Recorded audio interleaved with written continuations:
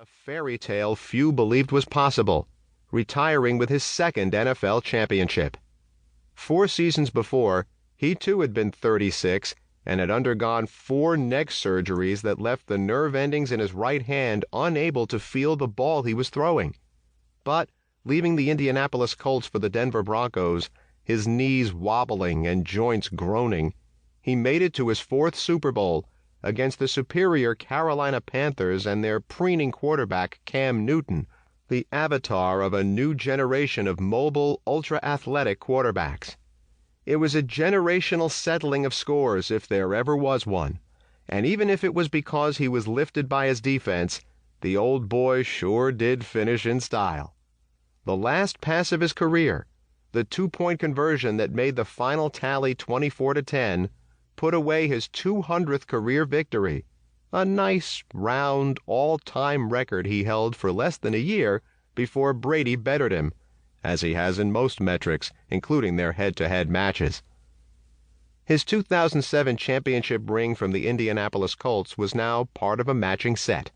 Peyton could have gone on as a shell of himself, either in Denver or somewhere else, but a Manning has too much pride for that, and so, even though signed for another year at $19 million, he bowed out, battered and reduced, but on top.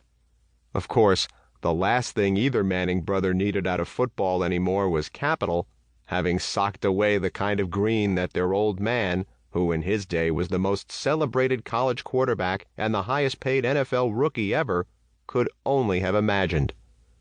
Both sons have also eclipsed the on-field numbers Archie slaved to achieve.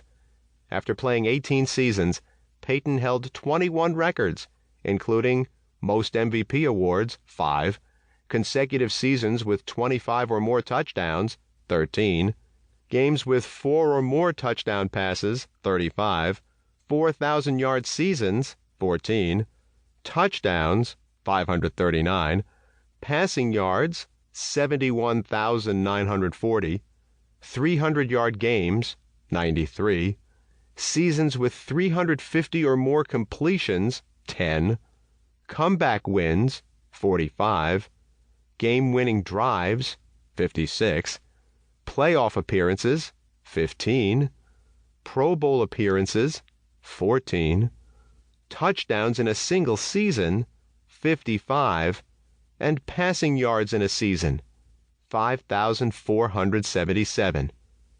Besides Brett Favre, he is the only other quarterback to have beaten all 32 NFL teams, a feat made possible by not playing solely for one team.